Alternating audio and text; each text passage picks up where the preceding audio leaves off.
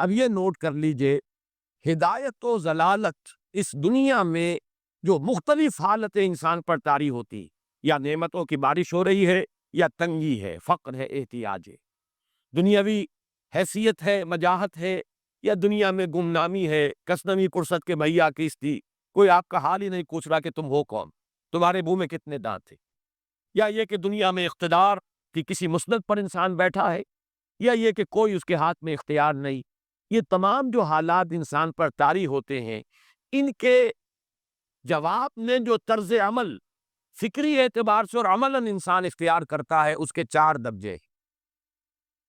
پہلا درجہ ہے انتہائی گمراہی، ضل ضلالا بعیدا۔ وہ کیا ہے؟ اگر عزت ہوئی، نعمتیں ملی، فلاں دیوی یا دیوتا کی نگاہ کرم ہے، اس کی کرپا سے یہ ہو گیا، اور اگر کوئی تکلیف آ گئی، مصیبت آ گئی، معلوم ہوتا کہ فلاں دیوی یا دیوتا ہم سے ناراض ہو گیا، یہ کالی دیوی کی طرف سے کوئی مصیبت آ گئی ہے، یا یہ کہ یہ لکشمی دیوی کی نگاہ کرم ہے کہ ہمیں دولت مل گئی ہے۔ یہ تو ہے شرک۔ شرک ہونے کے اعتبار سے یہ ہے ضل ضلالا بعیدا، انتہائی پستی۔ اس پستی سے اوپر آئیں گے تو توحید کی پہلی منزل ہے۔ عزت دی اللہ نے دی، اگر کوئی تنگی آ گئی، فقر، تکلیف، کوئی ذلت، رسوائی، یہ بھی اللہ کی طرف سے۔ ایک اعتبار سے تو انسان ہدایت پر آ گیا، بڑی گہرائی تھی اس گندگی کی اور اس خباثت کی جو شرک جس کا نام ہے، اس سے انسان نکل آیا، نجاست سے۔ توحید تو ہے، لیکن ابھی اس میں اس کی گمراہی کا ایک ایلیمنٹ شامل ہے، اور یہ گمراہی سے جب تک آگے نہیں آئے گا، اوپر نہیں ابھرے گا، اس کا طرز عمل کیا ہوگا کہ ذرا کچھ مل گیا، عزت مل گئی، پھولے نہیں سما رہے، اب زمین پر قدم نہیں ٹک رہے، گردن اکڑ رہی، کہیں محرومی ہو گئی، کوئی تکلیف آ گئی، کوئی مشقت، فقر آ گیا، اب بجھ کر رہ گئے۔ ان دونوں کیفیات میں انسان کا پینڈولم جو ہے وہ ایکسٹریم کو جائے گا۔ یہ کب ہوگا؟ جبکہ انسان یہ سمجھتا ہے کہ اس دنیا میں جو دولت مل گئی یا عزت مل گئی تو یہ گویا کہ بڑی کوئی قابل فخر شے ہے، اور اگر یہاں پر کوئی تکلیف آ گئی، کوئی مصیبت آ گئی، فقر و فاقہ آ گیا تو یہ گویا کہ بہت ہی اہانت آمیز شے ہے۔ اگر یہ انسان سمجھے گا تو طرز عمل وہ نکلے گا نتیجے کے طور پر جو میں بیان کر چکا ہوں، یہ گمراہی ہے۔ اس گمراہی سے نکلیں گے تو آپ کس مقام پر آئے؟ دوسری منزل ہدایت کی کیا ہے؟ نہ یہ عزت ہے، نہ یہ ذلت ہے، دونوں حیثیتیں برابر ہیں کہ یہ امتحان ہے۔ اسی لیے ان دونوں آیتوں میں ایک لفظ قدر مشترک ہے، اذا مبتلاہ، فاما الانسان اذا مبتلاہ ربہ فاکرمہ ونعمہ۔ یہ بھی ایک ابتلا ہے، آزما رہا ہے اللہ، کبھی وہ دے کر آزماتا ہے، کبھی چھین کر آزماتا ہے، کبھی فقر و فاقہ سے آزماتا ہے، کبھی وہ کثرت دولت اور کثرت مال سے آزماتا ہے، کبھی وہ صحت دے کر آزماتا ہے کہ یہ قوت اور توانائی اور صحت جو میں نے دی ہے یہ اس میں کیا کرتا ہے، کبھی وہ مرض کے ذریعے سے آزماتا ہے کہ صبر کرتا ہے کہ نہیں کرتا۔ ہمارے لیے شکوہ اور شکایت تو اس کی زبان پر نہیں آ جاتی، نالہ و شیول تو نہیں آ جاتا، تکلیف جھیلتا کہ نہیں جھیلتا، اس میں تحمل ہے کہ نہیں ہے، تو صبر کرتا ہے یا شکر کرتا ہے۔ یہ دونوں کیفیات در حقیقت اس اعتبار سے مساوی ہے، یہ بھی امتحان، یہ بھی امتحان۔ یہ حقیقت جب سامنے ہوگی، اب وہ پینڈولم جو ہے وہ بہت کم ہو جائے گا، یعنی انسان میں طبعی طور پر تو ایک اثر ہوتا ہے غیر اختیاری، کسی چیونٹی نے کاٹا آپ کے پاؤں پر، آپ اپنا پاؤں ہٹا لیں گے، اس میں کوئی ارادہ نہیں، یہ ریفلیکس ایکشن ہے، غیر اختیاری فعل ہے۔ اس حد تک تو انسان ضرور متاثر ہوتا ہے، اس سے تو کوئی انسان جو ہے وہ بلندتر نہیں ہو سکتا۔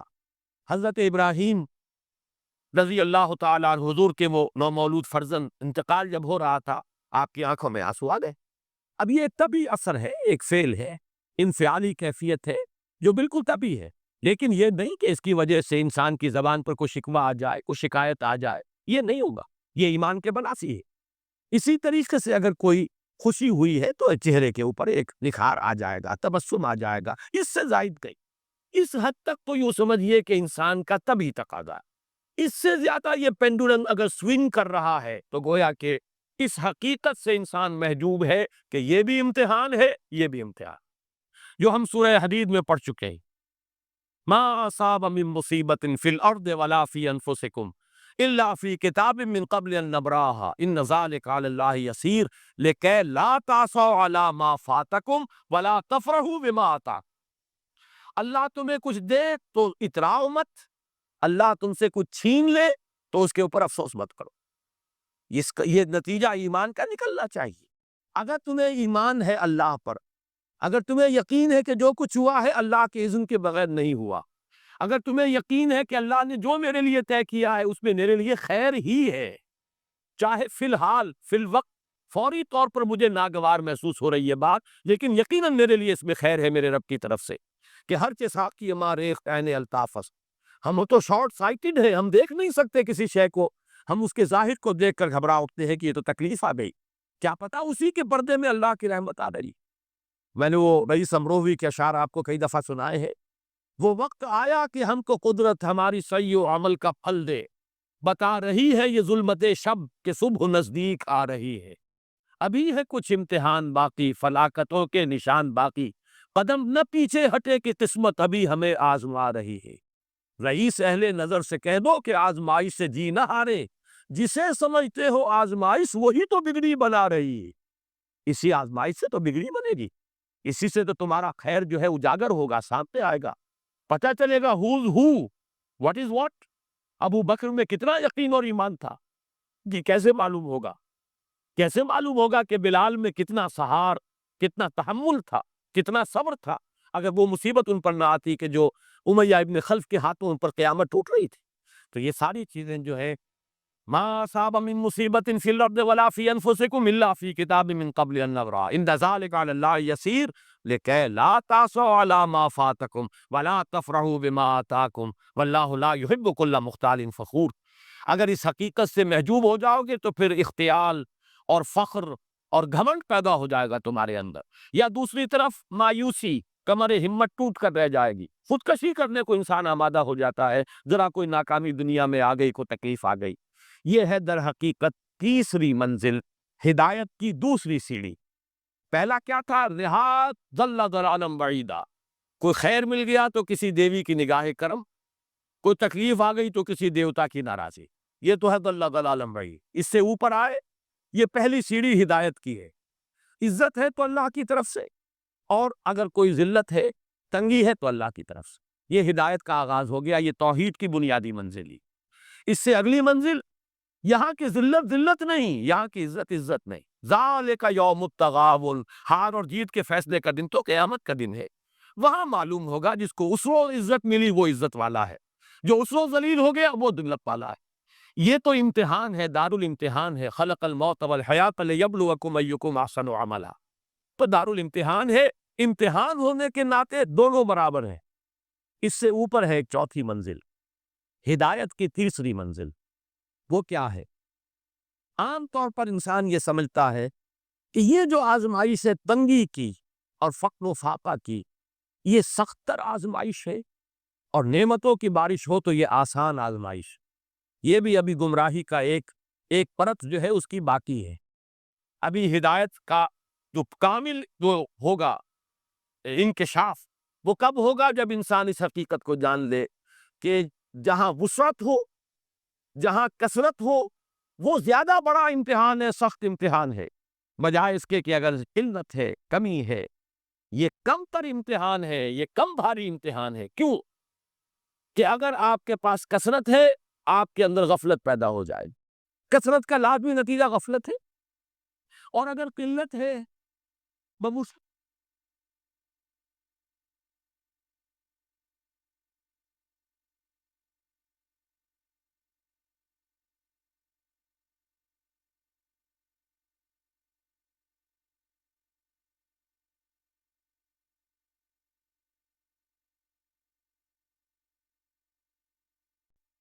دیکھو زمین میں اکڑ کر نہ چلو۔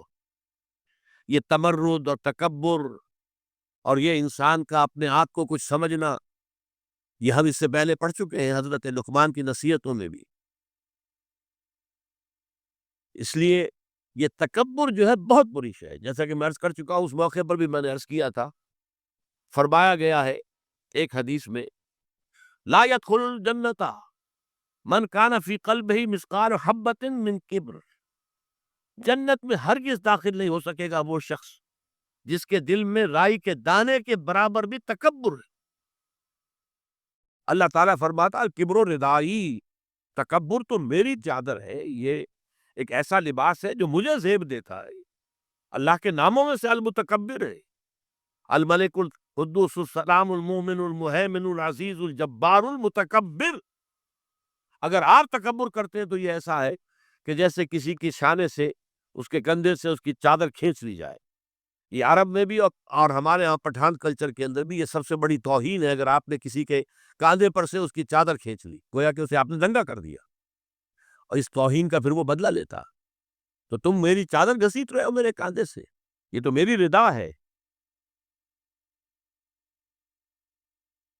عام طور پر تو سوچا جائے گا کہ نیکی کا تعلق تو عمل سے ہوتا ہے، ایمان جو ہے وہ کسی عمل کا نام نہیں، ایمان تو در حقیقت ایک ذہنی اور قلبی کیفیت ہے۔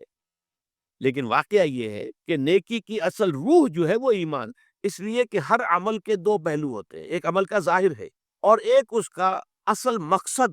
باطنی طور پر اس عمل سے مقصود کیا ہے، موٹیویشن کیا ہے، جذبہ محرکہ کیا ہے، یہ دو چیزیں بالکل علیحدہ ہے۔ تو یوں سمجھ لیجئے کہ نیکی کے ظاہر کو صرف نہیں دیکھنا کہ یہ نیکی کا کام ہے، بلکہ دیکھنا یہ ہوگا کہ اصل میں اس کی موٹیویشن کیا ہے، اس کا جذبہ محرکہ کیا ہے۔